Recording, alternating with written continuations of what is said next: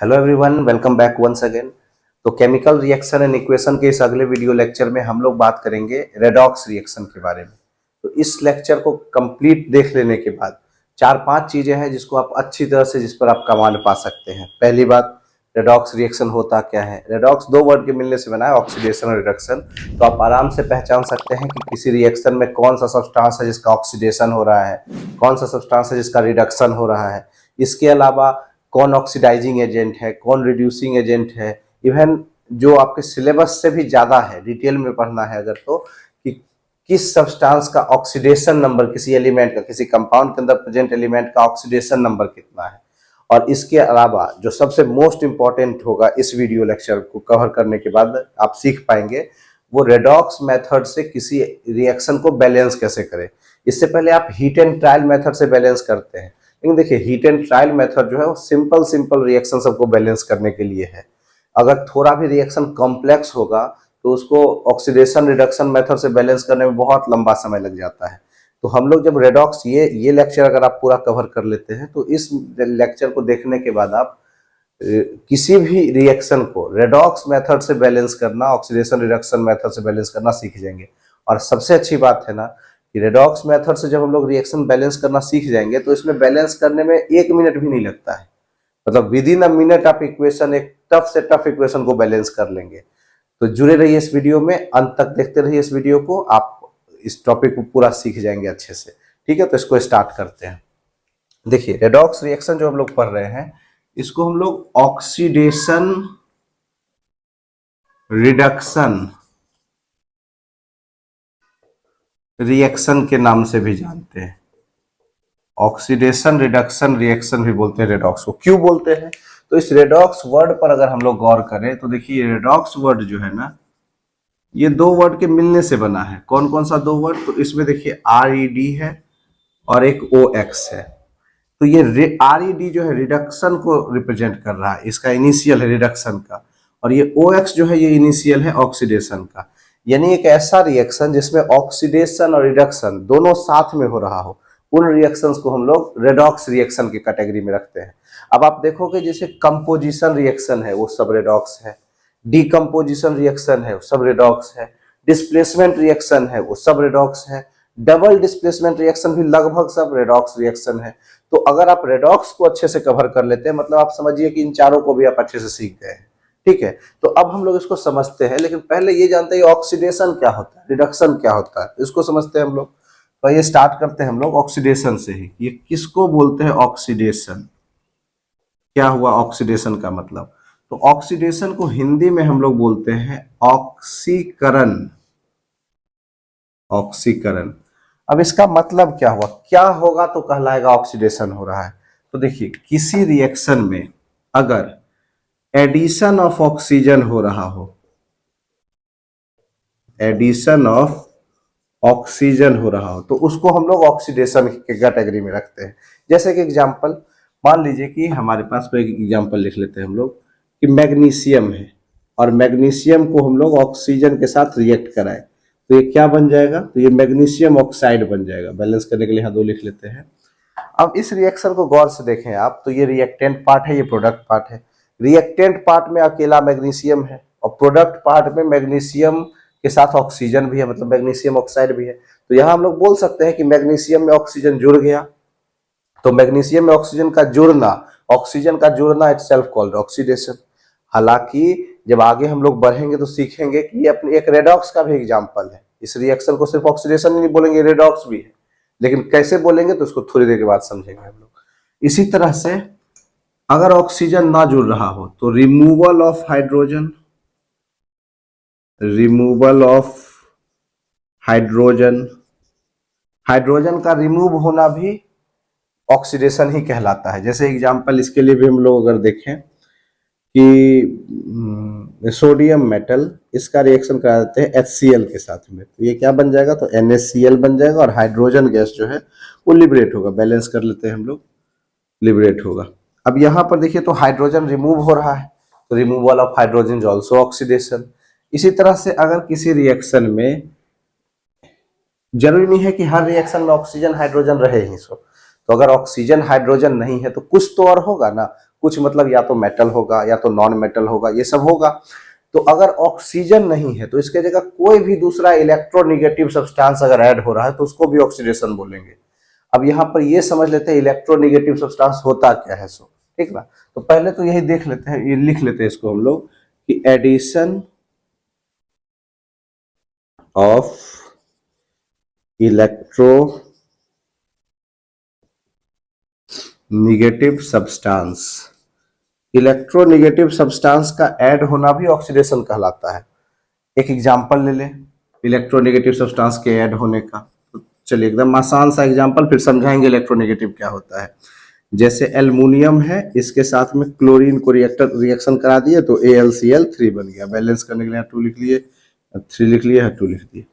अब इसमें देखो इलेक्ट्रोनेगेटिव सब्सटेंस क्या होता है। सो देखिए, आपको पता है मेटल, इसका टेंडेंसी होता है इलेक्ट्रॉन को लूज करने का।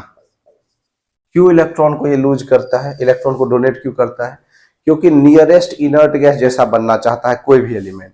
अब मेटल जो है वो अपने नियरेस्ट इनर्ट गैस को जैसा तभी बन पाएगा जब अपने इलेक्ट्रॉन को लूज करेगा। जैसे एग्जांपल में सोडियम का ही एग्जांपल ले ले, इसका एटॉमिक नंबर 11 है और इनर्ट गैसेस कौन कौन से हैं?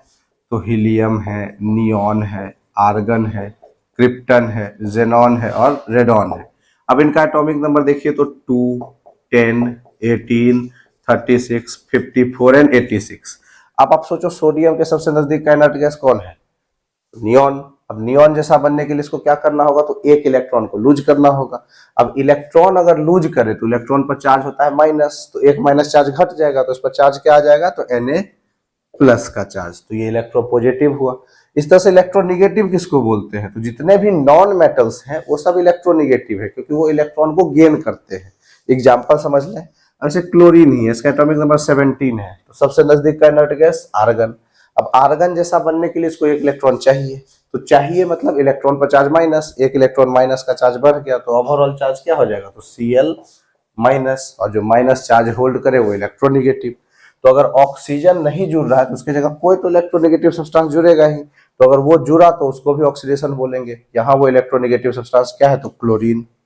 ठीक है, आगे अगर इलेक्ट्रोनेगेटिव सब्सटेंस ऐड नहीं हो रहा है तो ये भी हो सकता है कि removal of electro positive substance हो रहा हो। तो इलेक्ट्रोपॉजिटिव सब्सटेंस का रिमूव होना भी ऑक्सीडेशन ही कहलाता है। इलेक्ट्रोपॉजिटिव सब्सटेंस का रिमूव होना मतलब मेटल का रिमूव होना। जैसे एग्जांपल देख लें हम लोग कि जिंक का रिएक्शन कराते हैं कॉपर सल्फेट के सॉल्यूशन से, तो ये जिंक सल्फेट बन जाएगा, इसका एक्वस सॉल्यूशन, और प्लस कॉपर अलग हो जाएगा। कॉपर मेटल है वो अलग हुआ, तो रिमूवल ऑफ इलेक्ट्रोपॉजिटिव सब्सटेंस हुआ, तो इसको भी हम लोग ऑक्सीडेशन बोलेंगे। तो चाहे ऑक्सीजन ऐड हो रहा हो, हाइड्रोजन रिमूव हो रहा हो, या कोई भी इलेक्ट्रोनेगेटिव सब्सटेंस ऐड हो रहा हो, या कोई भी इलेक्ट्रोपॉजिटिव सब्सटेंस रिमूव हो रहा हो, इनमें से कुछ भी हो रहा हो तो उसको ऑक्सीडेशन बोलेंगे। तो ऑक्सीडेशन क्लियर है। अब रिडक्शन किसको बोलते हैं थोड़ा वो समझ लें। रिडक्शन क्या होता है? तो रिडक्शन को हिंदी में बोलते हैं हम लोग अवकरण। और किसको बोलेंगे रिडक्शन? तो ये ऑक्सीडेशन का उल्टा है। उल्टा कैसे? तो जैसे एडिशन ऑफ ऑक्सीजन को ऑक्सीडेशन बोलते हैं, तो रिमूवल ऑफ ऑक्सीजन को हम लोग रिडक्शन बोलेंगे। ठीक, जैसे रिमूवल ऑफ हाइड्रोजन को ऑक्सीडेशन बोलते हैं तो एडिशन ऑफ हाइड्रोजन को रिडक्शन बोलेंगे। मतलब जहां एडिशन है वहां रिमूवल कर दीजिए, जहां रिमूवल है वहां एडिशन कर दीजिए, तो वो सब रिडक्शन हो जाएगा। ठीक, अब आप बोलोगे इतना चीज याद कैसे रहेगा? तो कोई जरूरत नहीं याद रखने की, इतना बात नहीं भी याद होता है आपको तो कोई प्रॉब्लम नहीं है, सिर्फ इतना याद रखो। ऑक्सीडेशन का मतलब होता है increase in oxidation number. Oxidation number का बढ़ना ऑक्सीडेशन कहलाता है। और रिडक्शन किसको बोलते हैं? रिडक्शन किसको बोलते हैं? तो डिक्रीज इन ऑक्सीडेशन नंबर।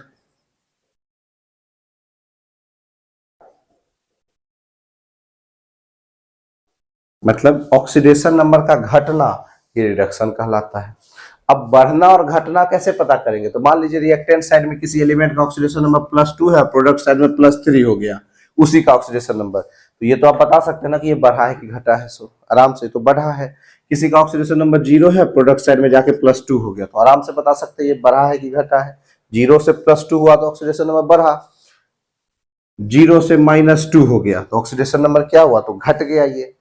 तो अगर हम लोग ये सीख जाए कि ऑक्सीडेशन नंबर क्या होता है और इसको निकालना सीख जाए, तो बढ़ रहा है कि घट रहा है, तो आराम से हम लोग बता देंगे रिएक्टेंट और प्रोडक्ट साइड में देख करके। तो अब हमारा फोकस यही रहेगा कि ऑक्सीडेशन नंबर होता क्या है और इसको कैलकुलेट कैसे करते हैं, ये सीख लेते हैं पहले, फिर हम लोग इसको निकालना भी सीख जाएंगे कि ऑक्सीडेशन नंबर बढ़ रहा है या घट रहा है किसी एलिमेंट का।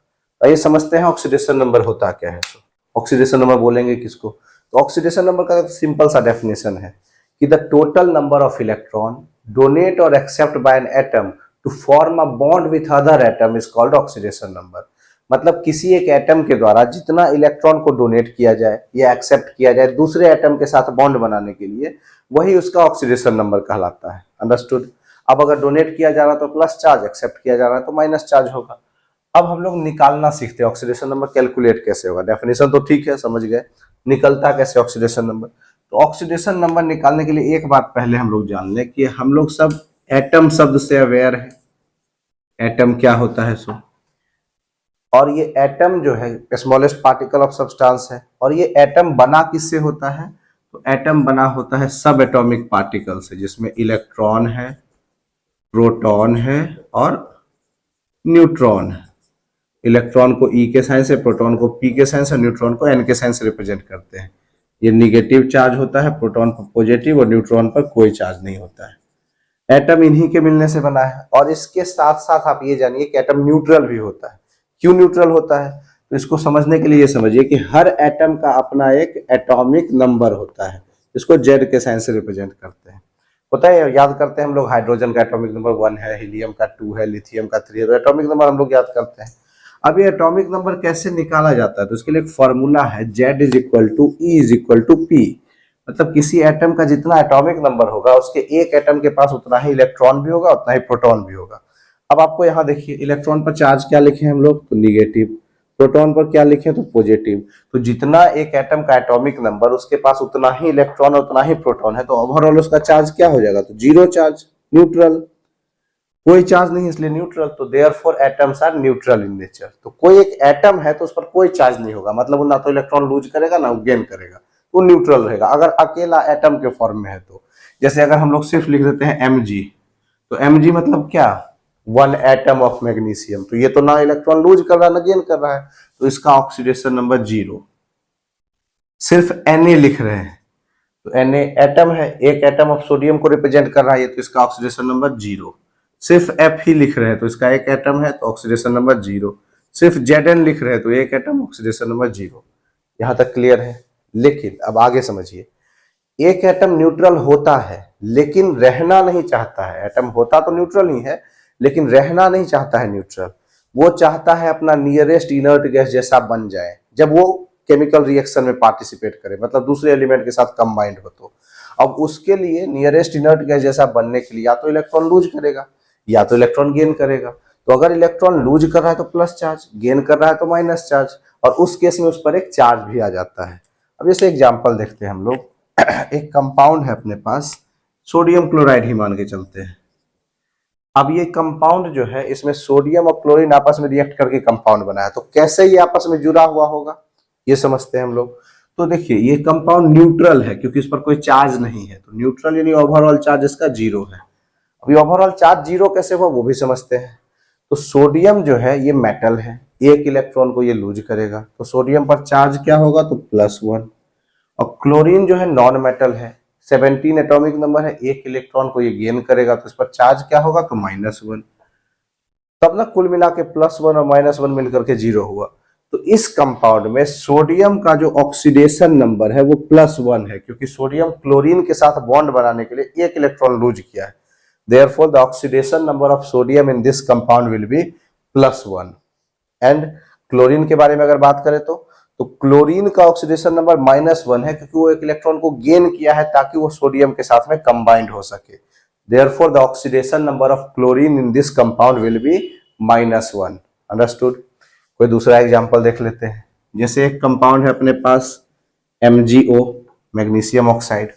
अब इसमें हम लोग देखते हैं मैग्नीशियम और ऑक्सीजन का ऑक्सीडेशन नंबर कितना है। तो कैसे देखेंगे? तो एक न्यूट्रल कंपाउंड, कोई चार्ज नहीं है तो न्यूट्रल है, तो ओवरऑल चार्ज 0। अब जब ओवरऑल चार्ज 0 है तो कैसे ओवरऑल चार्ज 0 हुआ? तो मैग्नीशियम अपना इलेक्ट्रॉन लूज करेगा, क्योंकि हम लोग पढ़ चुके हैं कि मेटल जो है वो इलेक्ट्रोपॉजिटिव होता है। तो मैग्नीशियम कितने इलेक्ट्रॉन लूज करेंगे? एटॉमिक नंबर 12 है, बनना चाहेगा किसके जैसा? नियॉन जैसा। तो उसके लिए 2 इलेक्ट्रॉन लूज करना है, तो +2। और उस 2 इलेक्ट्रॉन को गेन कौन करेगा? तो ऑक्सीजन। ऑक्सीजन का एटॉमिक नंबर 8 है, इसको भी नियॉन जैसा बनना है, तो 2 इलेक्ट्रॉन मिल जाए तो इसको नियॉन जैसा कॉन्फ़िगरेशन गेन कर लेगा, तो चार्ज -2। तो इस केस में मैग्नीशियम का ऑक्सीडेशन नंबर हो गया +2, ऑक्सीजन का ऑक्सीडेशन नंबर हो गया -2। क्लियर है? अब ये सब तो बाइनरी कंपाउंड है, आयोनिक कंपाउंड भी है, तो आराम से हम लोग चार्ज निकाल लेते हैं। थोड़ा सा और देखते हैं हम लोग एक कंपाउंड। जैसे एक कंपाउंड है अपने पास Al2O3। अब हम लोग इसमें देखते हैं एल्युमिनियम पर क्या ऑक्सीडेशन नंबर होगा, ऑक्सीजन का क्या ऑक्सीडेशन नंबर होगा, कैसे निकालेंगे? देखिए, ओवरऑल फिर से न्यूट्रल कंपाउंड, ओवरऑल चार्ज 0। अब एल्युमिनियम का ऑक्सीडेशन नंबर क्या होगा? मान लीजिए अपने को पता नहीं है, तो लिख लेते हैं X। और ऐसा ऐसा 2 एटम है एल्युमिनियम का, तो X × 2 प्लस, अच्छा जितने जितने तरह के एलिमेंट उतना बार प्लस प्लस करते जाएंगे। ऑक्सीजन का ऑक्सीडेशन नंबर तो -2, और ऐसा ऐसा 3 एटम है, × 3 = 0। अब ये क्या हो जाएगा? तो 2x - 6 = 0, तो 2x = +6, x +6/2 यानी +3। तो एल्युमिनियम के एक एटम का ऑक्सीडेशन नंबर क्या हो गया? तो +3, और ऑक्सीडेशन नंबर एक ही एटम का निकलता है। यहाँ ऑक्सीजन के 3 एटम का ऑक्सीडेशन नंबर -6 है, एक एटम का क्या होगा? तो -2 होगा। तो इस तरह से कंपाउंड का ऑक्सीडेशन नंबर निकालते हैं।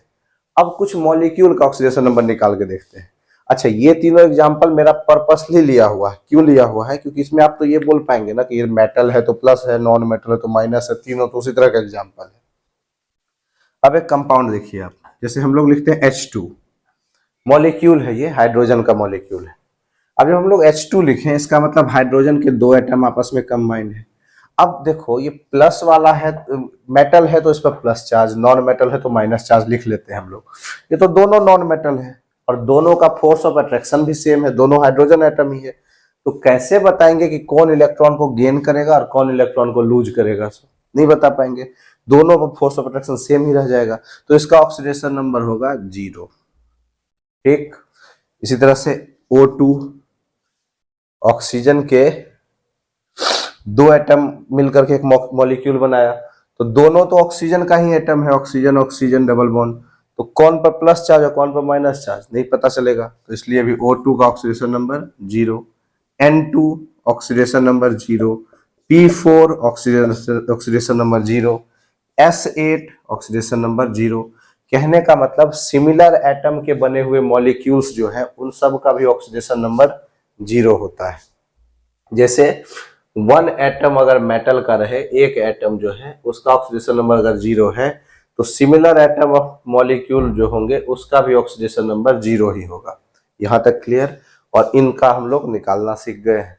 तो अब कुछ ऑक्सीडेशन नंबर हम लोग कैलकुलेट करके देखते हैं। कुछ अंडरलाइन, कुछ कंपाउंड लिखेंगे, उसमें से जिसका ऑक्सीडेशन नंबर निकालना होगा उसको अंडरलाइन कर लेंगे, और हम लोग सीखेंगे कैसे ऑक्सीडेशन नंबर निकलता है। तो ये समझते हैं हम लोग, कुछ अंडरलाइन एलिमेंट, कुछ कंपाउंड हम लोग लिखेंगे, उसमें एक एलिमेंट को अंडरलाइन कर देंगे और उसका ऑक्सीडेशन नंबर कैसे निकालते हैं वो समझेंगे हम लोग। चलिए एक एग्जांपल लेते हैं हम लोग। जैसे एक कंपाउंड है अपने पास HNO3, नाइट्रिक एसिड बोलते हैं इसको। इसमें सपोज अपने को नाइट्रोजन का ऑक्सीडेशन नंबर निकालना है, कैसे कैलकुलेट करेंगे? देखिए, तो सबसे पहले तो ये बताइए, ये कंपाउंड है और ये न्यूट्रल कंपाउंड है क्योंकि कोई चार्ज नहीं लिखा हुआ है, तो इसका ओवरऑल चार्ज क्या होगा? तो 0। ठीक, अब कैसे 0 होगा वो समझते हैं।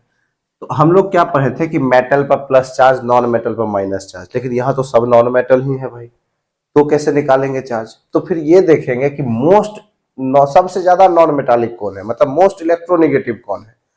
तो जब आप पीरियोडिक टेबल को देखोगे ना, तो लेफ्ट से राइट साइड में जब आप बढ़िएगा, जैसे यहाँ हाइड्रोजन है, फिर यहाँ हीलियम है, फिर यहाँ पर लिथियम है, बेरिलियम है, फिर यहाँ बोरॉन है, कार्बन, नाइट्रोजन, ऑक्सीजन, फ्लोरीन, फिर नियॉन, और भी एलिमेंट इसके नीचे आ जाएंगे जैसे सोडियम, मैग्नीशियम, फिर aluminium, silicon, phosphorus, sulphur, chlorine, argon, ऐसे करके। अब आप देखोगे कि जैसे जैसे आप लेफ्ट से राइट की तरफ बढ़ते हो पीरियोडिक टेबल में, तो नॉन मेटालिक कैरेक्टर बढ़ता है। कैसे? Sodium metal, magnesium metal, aluminium metal, silicon metalloid, phosphorus non metal, sulphur non metal, chlorine non metal, और ये तो खैर इनर्ट गैस ही है। तो जैसे जैसे लेफ्ट से राइट की तरफ बढ़ेंगे नॉन मेटालिक कैरेक्टर बढ़ता है। तो इस हिसाब से जो सबसे ज्यादा राइट में है वो सबसे ज्यादा नॉन मेटालिक है, तो सबसे राइट में तो इनर्ट गैस है, तो ये तो स्टेबल हो ही गया, तो इसकी बात छोड़ देते हैं हम। तो उससे पहले जो हेलोजेंस हैं, फ्लोरीन, क्लोरीन, ब्रोमीन, आयोडीन, ये सब, इन सब जो है इनकी इलेक्ट्रोनेगेटिविटी ज्यादा होती है, और सबसे ज्यादा इलेक्ट्रोनेगेटिविटी होती है फ्लोरीन की। यानी fluorine is the most electronegative element of the entire periodic table. और अगर फ्लोरीन नहीं है तो किसी कंपाउंड में प्रेजेंट हो, तो फ्लोरीन से थोड़ा सा कम इलेक्ट्रोनेगेटिविटी होता है ऑक्सीजन का, और उससे थोड़ा कम होता है नाइट्रोजन का। तो आप तीन नाम याद रखिएगा, NOF, इसको FON भी पढ़ सकते हैं, NOF भी पढ़ सकते हैं, फोन या NOF, नॉफ। फ्लोरीन मोस्ट इलेक्ट्रोनेगेटिव, फिर ऑक्सीजन, फिर नाइट्रोजन। ठीक है, तो इन तीनों में से एलिमेंट यहाँ पर दो प्रेजेंट है, ऑक्सीजन भी है, नाइट्रोजन भी है। सबसे ज्यादा कौन इलेक्ट्रोनेगेटिव है नाइट्रोजन ऑक्सीजन में? तो ऑक्सीजन। तो ऑक्सीजन पर चार्ज होगा माइनस का, और कितना माइनस होगा? तो ऑक्सीजन का एटॉमिक नंबर 8 होता है। Nearest inert gas argon, sorry neon. तो नियॉन जैसा बनने के लिए 2 इलेक्ट्रॉन चाहिए, तो ऑक्सीजन पर चार्ज क्या हो जाएगा? तो -2 × 3। अच्छा, हाइड्रोजन पर चार्ज, तो जब ये -2 × 3 करेंगे तो -6 हो गया, ओवरऑल 0 लाना है अपने को। तो नाइट्रोजन और हाइड्रोजन मिला करके +6 होगा तब तो 0 कर पाएंगे। तो कैसे करेंगे +6? और आप हाइड्रोजन के बारे में जाना है कि ज्यादातर केस में हाइड्रोजन H+ ही बनाता है, एक इलेक्ट्रॉन लूज ही करता है। तो हाइड्रोजन पर चार्ज लिख लेंगे +1, और नाइट्रोजन को x मान लेते हैं। अब इसको सॉल्व कर दीजिए, यहां से तो सिंपल मैथमेटिकल कैलकुलेशन है। तो ये क्या हो जाएगा? तो +1 + x - 6 = 0, x - 5 = 0, therefore x will be +5। ये जो +5 है यही ऑक्सीडेशन नंबर है नाइट्रोजन। से एक और कंपाउंड अगर हम लोग देखें, H2SO4। अब इसमें सल्फर का ऑक्सीडेशन नंबर क्या है, कैसे निकालेंगे? तो न्यूट्रल कंपाउंड है, ओवरऑल चार्ज 0, कैलकुलेट करके देख लेते हैं। मोस्ट इलेक्ट्रोनेगेटिव ऑक्सीजन है, आप ध्यान रखिएगा हमेशा इसको, NOF। अगर ये सब कहीं पर हो तो उसी पर माइनस चार्ज लिखते हैं, बाकी वाले पे एज ए प्लस लिख लेते हैं। तो हाइड्रोजन पर क्या चार्ज होगा? तो +1 × 2 प्लस सल्फर का निकालना, उसको x मान लिए। ऑक्सीजन पर चार्ज -2 × 4 = 0। तो +2 + x - 8 = 0, x - 6 = 0, therefore x will be +6। So the oxidation number of sulfur in sulfuric acid is +6। अच्छा, ऑक्सीडेशन नंबर को हमेशा साइन के साथ लिखते हैं, जैसे यहाँ +5 हुआ, +6 हुआ, इस तरह से लिखेंगे। एक और कंपाउंड हम लोग लिखें, अगर कंपाउंड है अपना KMNO4, इस पोटासियम परमैंगनेट। मैग्नीज का ऑक्सीडेशन नंबर क्या होगा, कैलकुलेट करेंगे हम लोग। ओवरऑल चार्ज 0, पोटासियम पर चार्ज +1, मैग्नीज निकालना है x, ऑक्सीजन -2 × 4 = 0। तो +1 + x - 8 = 0, x - 7 = 0, therefore x will be +7। So the oxidation number of manganese in potassium permanganate is +7। Understood? आप निकालना समझ गए होंगे। एक और कंपाउंड है, ये आपके लिए है, कंपाउंड है K2Cr2O7, पोटासियम डाइक्रोमेट बोलते हैं इसको। क्रोमियम का ऑक्सीडेशन नंबर क्या होगा, इसको आप निकाल करके कमेंट बॉक्स में लिखिएगा कि क्रोमियम का ऑक्सीडेशन नंबर क्या है। कॉपी पेन निकालिए और इसको बनाइए, देखिए इसका क्रोमियम का ऑक्सीडेशन नंबर क्या आता है, इसको कैलकुलेट कीजिएगा। आंसर ऐसे हम बता देते हैं, इसका ऑक्सीडेशन नंबर +6 आएगा, निकाल करके चेक कर सकते हैं आप। आगे बढ़ते हैं हम लोग। अब तक हम लोग ये सीख गए हैं कि ऑक्सीडेशन नंबर कैसे कैलकुलेट किया जाता है। अब इसके मदद से हम लोग एक गिवन रिएक्शन को जस्टिफाई कर सकते हैं कि वो रेडॉक्स रिएक्शन है या नहीं है। चेक करते हैं कैसे जस्टिफाई करेंगे इसको। जैसे सपोज करिए कि अपने पास एक रिएक्शन, अच्छा इससे पहले मैंने एग्जांपल दिया था, अभी ऑक्सीडेशन के लिए कंडीशन लिखे थे, आपको बताया था कि सब रेडॉक्स है। जैसे एग्जांपल में मैग्नीशियम ऑक्सीजन के साथ रिएक्ट करके मैग्नीशियम ऑक्साइड बनाता है। ऐसे तो ये कंपोजिशन रिएक्शन है, लेकिन ये रेडॉक्स भी है। आपको जस्टिफाई करना कैसे रेडॉक्स है, चेक करते हैं। तो देखिए यही ऑक्सीडेशन नंबर वाले मेथड से करेंगे जस्टिफाई। तो यहाँ मैग्नीशियम एक अकेला एटम है, तो इसका ऑक्सीडेशन नंबर 0। O2 है, मतलब ऑक्सीजन का ही मॉलिक्यूल है सिमिलर एटम का, तो ऑक्सीडेशन नंबर 0। अब यहाँ चेक करिए मैग्नीशियम ऑक्साइड, ऑक्सीजन पर चार्ज -2, मैग्नीशियम पर चार्ज +2। अब चेक करते हैं हम लोग, तो रिएक्टेंट से प्रोडक्ट साइड में आइए तो देखिएगा कि मैग्नीशियम का ऑक्सीडेशन नंबर 0 से +2 हुआ, यानी कि इंक्रीज इन ऑक्सीडेशन नंबर हुआ। ठीक, तो ऑक्सीडेशन नंबर का बढ़ना क्या कहलाता है, ऑक्सीडेशन, यानी मैग्नीशियम का हुआ ऑक्सीडेशन। ऑक्सीजन का ऑक्सीडेशन नंबर 0 से -2 घट गया, ये decrease in oxidation number. Decrease in oxidation number को क्या बोलते हैं हम लोग, तो रिडक्शन, यानी ऑक्सीजन का हुआ रिडक्शन। और जिस रिएक्शन में ऑक्सीडेशन और रिडक्शन दोनों साथ हो उसको क्या बोलेंगे, तो रेडॉक्स, यानी कि ये रिएक्शन जो है रेडॉक्स का एग्जाम्पल है। एक और एग्जाम्पल हम लोग देख लेते हैं। जैसे अगर हम लोग लिखते हैं, वही यही वाला रिएक्शन था कि Zn प्लस H2SO4 ये बनाता है ZnSO4 प्लस H2। ऐसे तो ये डिस्प्लेसमेंट है, लेकिन हम लोग को ये बताना है कि ये रिएक्शन रेडॉक्स भी है। कैसे बताएंगे, देखिए तो जिंक का ऑक्सीडेशन नंबर क्या होगा यहाँ पर, तो 0, H2SO4। अच्छा, सल्फेट का कंबाइंड ही ऑक्सीडेशन नंबर लिख लेते हैं -2, क्योंकि यहाँ भी सल्फेट ही है यहाँ भी सल्फेट ही है, तो कंबाइंड ही -2 लिख लेते हैं। हाइड्रोजन का ऑक्सीडेशन नंबर +2। कैसे लिख लिए इसको आप निकाल भी सकते हैं। देखिए जैसे सल्फेट है तो सल्फर ऑक्सीजन दोनों नॉन मेटल, कौन ज्यादा नॉन मेटालिक, NOF याद होगा आपको, तो ऑक्सीजन। तो ऑक्सीजन पर चार्ज -2 × 4 तो -8। तो सल्फर पर क्या चार्ज होगा, तो इस पर तो प्लस चार्ज लिखना होगा ना, और सल्फर का एटॉमिक नंबर होता है 16। ऐसे सल्फर को बनना होता है आर्गन जैसा, इसका एटॉमिक नंबर 18 है। इसके लिए 2 गेन करना पड़ेगा, और गेन करने वाला ऑलरेडी ऑक्सीजन है ही। तो इस केस में सल्फर को यहाँ पर इलेक्ट्रॉन को लूज करना होगा, और लूज करके इसको बनना किसके जैसा है, तो नियॉन जैसा, जिसका एटॉमिक नंबर 10 है। तो नियॉन जैसा बनने के लिए क्या करना होगा, 6 लूज। तो ऑक्सीडेशन नंबर सल्फर का यहाँ क्या लिखेंगे, तो +6। तो +6 और -8 अगर आप कैलकुलेट करोगे तो -2 ही आएगा। समझ गए इसको। चलिए अब यहाँ पर चेक करते हैं, तो फिर सल्फेट का ऑक्सीडेशन नंबर -2, जिंक का +2, और H2 क्या होगा ऑक्सीडेशन नंबर 0। अब चेक करते हैं हम लोग किसका ऑक्सीडेशन नंबर बढ़ा या घटा।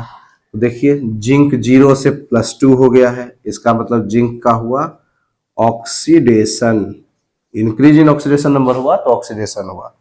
हाइड्रोजन का ऑक्सीडेशन नंबर +2 से 0 हो गया, इसका मतलब इसका हुआ रिडक्शन। और जिस रिएक्शन में दोनों हो रहा है उस रिएक्शन को क्या बोलते हैं, तो रेडॉक्स, यानी कि एक रेडॉक्स रिएक्शन है। एक बात और ध्यान रखिएगा, किसी भी रेडॉक्स रिएक्शन में कोई एक ही एलिमेंट ऑक्सीडाइज और एक ही एलिमेंट रिड्यूस होता है, बाकी सब के ऑक्सीडेशन नंबर सेम रहते हैं, चेंज नहीं होता है उसमें। हाँ, एक टाइप ऑफ रिएक्शन है डिसप्रोपोर्शनेशन रिएक्शन, उसमें एक ही एलिमेंट ऑक्सीडाइज होगा और वही एलिमेंट रिड्यूस भी होता है, उसका भी एक एग्जाम्पल हम लोग देख लेंगे। लेकिन फिलहाल आप समझिए कि एक एलिमेंट ऑक्सीडाइज हुआ, दूसरा रिड्यूस हुआ, बाकी सब अनचेंज है। ठीक है, तो इसको रेडॉक्स रिएक्शन के ही कैटेगरी में रखेंगे। एक बात और, थोड़ा ऑक्सीडाइजिंग एजेंट और रिड्यूसिंग एजेंट भी समझ लेते हैं। तो जिसका ऑक्सीडेशन हो रहा हो उसको हम लोग बोलते हैं रिड्यूसिंग एजेंट, और जिसका रिडक्शन हो रहा हो उसको हम लोग बोलते हैं ऑक्सीडाइजिंग एजेंट। फिर से समझिए, जिस एलिमेंट का या कंपाउंड के अंदर जो प्रेजेंट है अगर रिडक्शन हो रहा है तो वो कहलाता है ऑक्सीडाइजिंग एजेंट, और जिसका ऑक्सीडेशन हो रहा है वो कहलाता है रिड्यूसिंग एजेंट। जनरली जो मेटल्स होते हैं वो सब रिड्यूसिंग एजेंट होते हैं, और नॉन मेटल्स जो है ऑक्सीडाइजिंग एजेंट होते हैं। आप चेक कर सकते हैं, जैसे जिंक क्या है यहाँ पर रिड्यूसिंग एजेंट है। यहाँ पर चेक करिए मैग्नीशियम, इसका ऑक्सीडेशन हो रहा है तो मैग्नीशियम खुद क्या कहलाएगा, रिड्यूसिंग एजेंट। ऑक्सीजन, इसका ऑक्सीडेशन रिडक्शन हो रहा है तो ये खुद क्या कहलाएगा, ऑक्सीडाइजिंग एजेंट। क्यों बोलते हैं उल्टा ऐसा, तो क्योंकि ये ऑक्सीडेशन ऑक्सीडाइजिंग एजेंट इसलिए इसको बोल रहे हैं क्योंकि इसी से तो सल्फेट निकल करके न जिंक में जुड़ा है, यानी दूसरे को ऑक्सीडाइज होने में ये मदद किया, इसलिए इसको एजेंट बोलेंगे, ऑक्सीडाइजिंग एजेंट। ठीक, ऑक्सीडाइजिंग एजेंट इसको क्यों बोल रहे हैं, क्योंकि मैग्नीशियम को ऑक्सीडाइज होने में ये हेल्प कर रहा है, इसका ऑक्सीजन ही मैग्नीशियम से जुड़ रहा है, इसलिए इसको क्या बोलेंगे, ऑक्सीडाइजिंग एजेंट। इसी तरह से इसको रिड्यूस होने में मदद कर रहा है तो वो रिड्यूसिंग एजेंट कहलाएगा। तो शॉर्टकट में आप ऐसे याद रखिए कि जिसका ऑक्सीडेशन हुआ वो रिड्यूसिंग एजेंट, जिसका रिडक्शन हुआ वो ऑक्सीडाइजिंग एजेंट। और ऑक्सीडाइजिंग एजेंट और रिड्यूसिंग एजेंट दोनों ही रिएक्टेंट साइड में होगा, प्रोडक्ट साइड में नहीं। इस बात को स्पेशल ध्यान रखना है आपको कि जो ऑक्सीडाइजिंग एजेंट है और रिड्यूसिंग एजेंट है रिएक्टेंट साइड में ही इसको आइडेंटिफाई करते हैं, ये नहीं प्रोडक्ट साइड में लिख देंगे हम लोग। ठीक है, तो इस तरह से हम लोग जस्टिफाई कर सकते हैं गिवन रिएक्शन को कि अगर उसमें ऑक्सीडेशन और रिडक्शन दोनों हो रहा हो तो वो रिएक्शन रेडॉक्स कहलाएगा। आपके स्क्रीन पर भी कुछ क्वेश्चन आ रहा है, इसके मदद से इस क्वेश्चन को आप सॉल्व करके कुछ क्वेश्चन आप बना सकते हैं और जस्टिफाई कर सकते हैं कि रिएक्शंस रेडॉक्स है या नहीं है। सो है तो रेडॉक्स तो है ही, आपको जस्टिफाई करना है ये सब रेडॉक्स क्यों है। सो ठीक है, मतलब अगर ऑक्सीडेशन रिडक्शन दोनों हो रहा है इनका तो ये रेडॉक्स है, नहीं तो नहीं है। अब आते हैं इस वीडियो के सबसे इंपॉर्टेंट सेगमेंट में। ये तो समझ गए हम लोग कि ऑक्सीडेशन क्या है, रिडक्शन क्या है, ऑक्सीडाइजिंग एजेंट क्या है, रिड्यूसिंग एजेंट क्या है, ऑक्सीडेशन नंबर कैसे कैलकुलेट करते हैं, किसका ऑक्सीडेशन हो रहा है, किसका रिडक्शन हो रहा है, इन सब जान के करेंगे क्या। तो इसके मदद से हम लोग जो है एक केमिकल इक्वेशन को बैलेंस करेंगे। इससे पहले भी आपने बैलेंसिंग सीखा है, लेकिन वो बैलेंसिंग आपने सीखा है हीट एंड ट्रायल मेथड से, उसको बोलते हैं अनुमान विधि। तो अनुमान लगा लगा के ही बैलेंस करना है, तो कुछ क्वेश्चन होगा भी बैलेंस, कुछ नहीं भी आप कर पाएंगे। लंबा जो रिएक्शन रहेगा, थोड़ा सा टफ इक्वेशन जो रहेगा, वो रेडॉक्स मेथड से ही बैलेंस होता है। हीट एंड ट्रायल बहुत मुश्किल हो जाता है बैलेंस करना। तो अगर हम लोग कुछ ढंग का इक्वेशन ले लें, थोड़ा सा बड़ा बड़ा इक्वेशन ले लें, तो उसको हम लोग इस मेथड से आराम से बैलेंस कर सकते हैं। तो एक इक्वेशन ले लेते हैं हम लोग, कुछ एग्जाम्पल देखते हैं और इसको हम लोग इस मेथड से बैलेंस करेंगे। देखिए एक इक्वेशन है अपने पास, इक्वेशन कुछ इस तरह से है कि FeCl2 plus KMnO4 plus HCl gives FeCl3 plus MnCl2 plus KCl plus H2O। अब इस इक्वेशन को हीट एंड ट्रायल मेथड से बैलेंस करें तो बहुत लंबा समय लग जाएगा बैलेंस करने में, आप ट्राई भी कर सकते हैं। लेकिन इसको अगर ऑक्सीडेशन रिडक्शन मेथड से बैलेंस करें तो मुश्किल से 1 से 1.5 मिनट लगेगा इसको बैलेंस करने में। आइए सीखते हैं हम लोग रेडॉक्स मेथड से कैसे बैलेंस करें। स्टेप 1, इसमें सबसे आपको ध्यान ये रखना है, अगर किसी रिएक्शन को रेडॉक्स मेथड से बैलेंस कर रहे हैं तो पहले तो आपको आइडेंटिफाई करना होगा कि इसमें से कौन सा एलिमेंट है जो जिसका ऑक्सीडेशन हो रहा है और किसका रिडक्शन हो रहा है। अब इतने सारे एलिमेंट में आप चुनोगे कैसे कि किसका ऑक्सीडेशन हो रहा है, किसका रिडक्शन हो रहा है। तो एक सिंपल तरीका है, अगर कोई डी ब्लॉक का एलिमेंट प्रेजेंट है रिएक्शन के अंदर में तो उसी का ऑक्सीडेशन रिडक्शन होता है। आप इसको चेक भी कर सकते हैं, और नहीं तो फिर जब शुरुआत कर रहे हैं तो सबका ऑक्सीडेशन नंबर निकाल के देखिए। यहाँ हम डायरेक्ट ही आपको पहले बता देते हैं, फिर चेक भी कर लेंगे। यहाँ Fe और Mn का ही ऑक्सीडेशन रिडक्शन हो रहा होगा, चेक करते हैं कैसे। तो देखिए यहाँ पर इस कंपाउंड में Fe का ऑक्सीडेशन नंबर +2 होगा और प्रोडक्ट साइड में Fe का ऑक्सीडेशन नंबर +3 होगा। Mn का ऑक्सीडेशन नंबर यहाँ पर +7 होगा, निकालना हम लोग सीखे हैं, आप निकाल के देख सकते हैं। और यहाँ प्रोडक्ट साइड में Mn का ऑक्सीडेशन नंबर +2 होगा।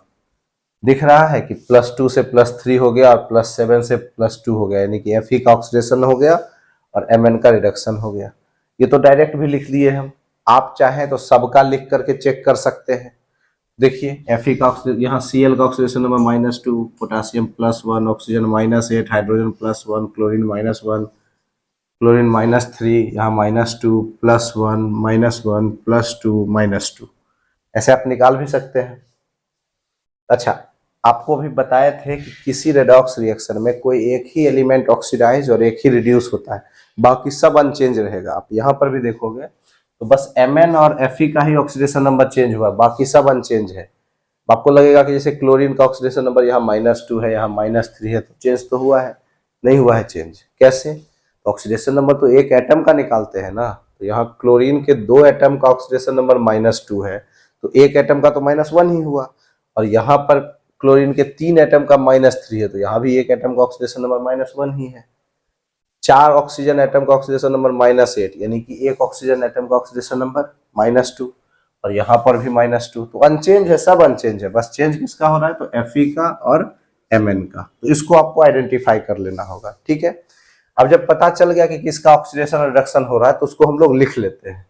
तो कैसे लिखेंगे? तो पहले तो ये देखिए कि Fe, अच्छा Fe अकेला नहीं है तो पूरे कंपाउंड को लिखेंगे। FeCl2 ये कन्वर्ट हुआ है किस में? ये कन्वर्ट हुआ है FeCl3 में। और दूसरा KMnO4, इसमें मैंगनीज का ऑक्सीडेशन हुआ और ऑक्सीडाइज रिडक्शन हुआ और रिड्यूस होकर क्या बन गया वो, तो MnCl2। इसको हम लोग नोट कर लेंगे। अब ये चेक करेंगे कि जिस एलिमेंट का ऑक्सीडेशन या रिडक्शन हो रहा है उसके एटम दोनों तरफ बराबर है कि नहीं, हमको सिर्फ उसी से मतलब है। जैसे यहाँ Fe और Fe बराबर है कि नहीं, Mn बराबर है कि नहीं। क्लोरीन कितना भी है कोई फर्क नहीं पड़ता है, क्योंकि हमको तो ऑक्सीडेशन नंबर Fe का चेक करना है, Mn का चेक करना है। तो Fe यहाँ भी एक एटम है, यहाँ भी एक एटम है, बराबर है। Mn यहाँ भी एक एटम है, यहाँ भी एक एटम है, बराबर है। तो बराबर है, तो अब ये देख लीजिए किसका ऑक्सीडेशन नंबर कितना है। Fe का ऑक्सीडेशन नंबर +2 था और यहाँ +3 था। ऑक्सीडेशन हुआ, ऑक्सीडाइज कितना बढ़ा, तो 1, इसको लिख लेंगे। इसी तरह से Mn का ऑक्सीडेशन नंबर यहाँ पर था +7, यहाँ है +4। रिडक्शन हुआ, कितना रिड्यूस हुआ, तो 3 घट गया है। नहीं, यहाँ +2 होगा, -1 × 2 -2 और +2, हाँ कितना घटा, 5 घटा, तो यहाँ लिख लेंगे 5। यहाँ तक में कोई दिक्कत नहीं। क्या किए हैं स्टेप, तो सबसे पहले तो किसका ऑक्सीडेशन हुआ और ऑक्सीडाइज होकर क्या बना वो लिख लिए, किसका रिडक्शन हुआ और रिड्यूस होकर क्या बना वो लिख लिए। अच्छा, इस बात से फर्क नहीं पड़ेगा कि पहले ऑक्सीडेशन वाला लिख रहे हैं कि पहले रिडक्शन वाला, किसी को भी लिख लीजिए, कोई दिक्कत नहीं। अब इन दोनों को क्रॉस मल्टीप्लाई कर देंगे। क्रॉस मल्टीप्लाई बोले तो इस 5 से ऊपर वाले दोनों को मल्टीप्लाई और 1 से नीचे वाले दोनों को, और इसको नोट कर लेंगे। तो 5 × FeCl2, तो ये हो जाएगा 5 FeCl2 प्लस रिएक्टेंट वाले को पहले, तो 1 × KMnO4, तो KMnO4 ही रह जाएगा। फिर प्रोडक्ट साइड में देखें तो 5 × FeCl3, तो क्या हो जाएगा ये 5 FeCl3 प्लस 1 × MnCl2, तो MnCl2 ही रहेगा। क्लियर यहाँ तक। अब जो रिएक्टेंट साइड और प्रोडक्ट साइड में बच गया है कंपाउंड, उसको नोट डाउन कीजिए। तो एक HCl बचा हुआ है रिएक्टेंट साइड में और KCl और H2O बचा हुआ प्रोडक्ट साइड में, तो इसको नोट कर लेंगे हम लोग। HCl और प्रोडक्ट साइड में KCl प्लस H2O। अब ध्यान रखना है, अब 2 चीज को बैलेंस करना है हम लोगों को, बस 2 ही चीज। कौन कौन सा, तो ऑक्सीजन और हाइड्रोजन, जिसमें पहले ऑक्सीजन फिर हाइड्रोजन, बाकी किसी को नहीं। तो चेक करिए, रिएक्टेंट साइड में 4 ऑक्सीजन है, प्रोडक्ट साइड में 1 ही ऑक्सीजन है। बैलेंस करने के लिए यहाँ 4 लिख देंगे। तो ऑक्सीजन तो 4 हो गया, लेकिन हाइड्रोजन 8 हो गया। और अभी आपको क्या बताया कि पहले ऑक्सीजन फिर हाइड्रोजन, तो हाइड्रोजन इधर 8 है, इधर भी 8 कर देंगे, हो गया बैलेंस। अब इसको नोट डाउन कर लीजिए। 5 FeCl2 plus KMnO4 plus 8 HCl gives 5 FeCl3 plus MnCl2 plus KCl plus 4H2। आपको चेक करना है ये बैलेंस है कि नहीं, तो आप आराम से कर सकते हैं। देखिए Fe5 Cl 10 और 8 18, इधर गिनिए 5 3 जा 15 2 17 1 18, balance. Potassium 1 manganese 1 oxygen 4 hydrogen 8 सारा बैलेंस है। यानी इस मेथड से हम लोग एक बड़े से रिएक्शन को भी आराम से बैलेंस कर सकते हैं। कोई दूसरा एग्जांपल लेते हैं। इसमें तो आपको लगा होगा कि टाइम तो लग ही गया, तो टाइम इसलिए लगा क्योंकि समझा रहे थे। अगला इक्वेशन जब बैलेंस करेंगे तो तुरंत बैलेंस होगा। चेक करते हैं हम लोग। इक्वेशन है अपने पास में FeSO4 plus KMnO4 plus H2SO4 gives Fe2SO4 whole thrice plus MnSO4 plus K2SO4 plus H2O। अब इस इक्वेशन को आप हिट एंड ट्रायल मेथड से बैलेंस करके देखिए, कितना टाइम लगेगा उसका कोई ठिकाना नहीं है। प्लस होगा भी कि नहीं होगा वो भी गारंटी नहीं है। लेकिन रेडॉक्स मेथड से इसको 1 मिनट के अंदर बैलेंस करेंगे। चेक करिए, देखिए कैसे। पहली बात तो क्या करना है कि आइडेंटिफाई करना किसका ऑक्सीडेशन किसका रिडक्शन हो रहा है। एक तरीका है कि सबका लिखेंगे, दूसरा देखते ही पता चल जाता है। क्या बताए थे कि डी ब्लॉक का जो हो वही ऑक्सीडाइज और रिड्यूस होता है। तो देखिए डी ब्लॉक Fe और Mn है, तो यही ऑक्सीडाइज और रिड्यूस भी होगा। चेक कर लेते हैं। यहाँ Fe का ऑक्सीडेशन नंबर +2 होगा और इधर Fe का ऑक्सीडेशन नंबर क्या होगा, तो -2 × 3 -6, तो ये दोनों Fe मिला करके +6।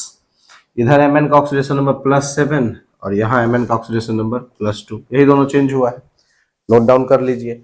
जो ऑक्सीडाइज होकर के जिसमें कन्वर्ट हुआ उसको उतार लीजिए। तो FeSO4 converted into Fe2SO4 whole 3 में, और KMnO4 कन्वर्टेड इनटू MnSO4 में। अगला स्टेप आपको क्या बताए थे कि पहले तो ये चेक करेंगे कि जिसका ऑक्सीडेशन या रिडक्शन हो रहा है वो एटम दोनों तरफ बैलेंस है कि नहीं है, तो ठीक है, नहीं है तो करेंगे। जैसे यहाँ Mn इधर भी एक है और इधर भी एक है तो बैलेंस है, लेकिन Fe इस यहाँ पर रिएक्टेंट साइड में एक एटम है, प्रोडक्ट साइड में 2 एटम है, तो इधर भी हम लोग 2 कर लेंगे इसको। यहाँ लिख लिए 2। अब ऑक्सीडेशन नंबर निकालिए। तो देखिए सल्फेट का -2 इंटू 2 तो -4, तो Fe का 2 एटम मिलकर के क्या हो जाएगा, तो +4 हो जाएगा। यहाँ पर देखें सल्फेट का -2 इंटू 3 -6, तो Fe का 2 मिला करके +6, +4 से +6 हुआ, बढ़ा कितना, 2। इधर देख लेते हैं Mn का ऑक्सीडेशन नंबर +7 है और यहाँ पर +2 है, घटा कितना, तो 5, यहाँ लिख लेंगे। अगला स्टेप, दोनों को क्रॉस मल्टीप्लाई, रिजल्ट बोलिए। तो 5 into 2 10 FeSO4 plus 2 into KMnO4, पहले रिएक्टेंट वाले को लिख लेते हैं। तो 2 KMnO4 gives 5 Fe2SO4 whole thrice plus 2 MnSO4। अब जो प्रोडक्ट साइड में और रिएक्टेंट साइड में बचा हुआ है उसको उतार लेते हैं। तो रिएक्टेंट साइड में क्या बचा हुआ है, H2SO4, प्रोडक्ट साइड में क्या बचा हुआ है, तो K2SO4 और प्लस H2O। अगला स्टेप क्या बोले थे कि 2 एलिमेंट को बैलेंस करना है, पहले ऑक्सीजन फिर हाइड्रोजन। तो अब इसको बैलेंस करते हैं, लेकिन एक समस्या है, ऑक्सीजन तो भरा पड़ा है दोनों तरफ, यहाँ भी है, यहाँ भी है, यहाँ भी है, यहाँ भी है, सब जगह ऑक्सीजन है, कितना ऑक्सीजन बैलेंस करते रहेंगे। तो अच्छी बात यह है कि देखिए यहाँ ऑक्सीजन सल्फेट के फॉर्म में SO4 SO4 SO4 SO4 SO4, अकेला ऑक्साइड के फॉर्म में ऑक्सीजन यहाँ और यहाँ पर ही है। तो हम लोग सिर्फ उसी ऑक्सीजन को बैलेंस करेंगे जो ऑक्साइड के फॉर्म में रहे। जैसे सल्फेट के फॉर्म में कोई ऑक्सीजन है SO4, चाहे नाइट्रेट है NO3, चाहे फॉस्फेट है PO4, चाहे कार्बोनेट है CO3, तो इन सब को इग्नोर कर देंगे हम लोग, सब मान के चलेंगे कि अलग एलिमेंट ही है, सिर्फ इसी को बैलेंस हम लोग करेंगे। तो करके देखिए इसको बैलेंस। तो अकेला ऑक्सीजन कहाँ पर है, यहाँ पर, और यहाँ पर कहाँ पर ऑक्सीजन अकेला, तो यहाँ पर। कितना है ऑक्सीजन, तो 4 इंटू 2 8, तो इधर भी बैलेंस करने के लिए लिख देंगे 8। और हाइड्रोजन हो गया 16, तो 16 करने के लिए यहाँ 8 लिख देंगे, हो गया रिएक्शन बैलेंस। चेक करके देखिए 10 FeSO4 plus 2 KMnO4 plus 8 H2SO4 gives 5 Fe2SO4 whole thrice plus 2 MnSO4 plus K2SO4 plus 8 H2O। तो आप चेक कर लीजिए ये बैलेंस है कि नहीं, सो हो ही गया होगा बैलेंस। तो इस मेथड से हम लोग बड़े से बड़े क्वेश्चन को एकदम आराम से बैलेंस कर सकते हैं। तो एक क्वेश्चन जो आपके लिए है इसको आप ट्राई करके देखिए कि ये बैलेंस हो पाता है आपसे कि नहीं। चलिए एक क्वेश्चन आपके लिए है और वो क्वेश्चन है FeSO4 plus K2Cr2O7 plus H2SO4 gives Fe2SO4 whole thrice plus Cr2SO4 whole thrice plus K2SO4 plus H2O। इसको आपको बैलेंस करना है, करके देखिए। अगर बैलेंस हो जाए तो कमेंट बॉक्स में लिखिएगा कि बैलेंस कंप्लीटेड, और ना बैलेंस हो तो अगले लेक्चर में इसको बता देंगे। ऐसे आपको हिंट कर दें, इसमें ऑक्सीडेशन रिडक्शन किसका होगा, तो Fe का और Cr, इसी का ऑक्सीडेशन रिडक्शन होगा। ठीक है, तो इसको बैलेंस करिए। जल्दी ही मिलेंगे अगले वीडियो लेक्चर में अगले टॉपिक के साथ। जुड़े रहिए, बहुत बहुत धन्यवाद।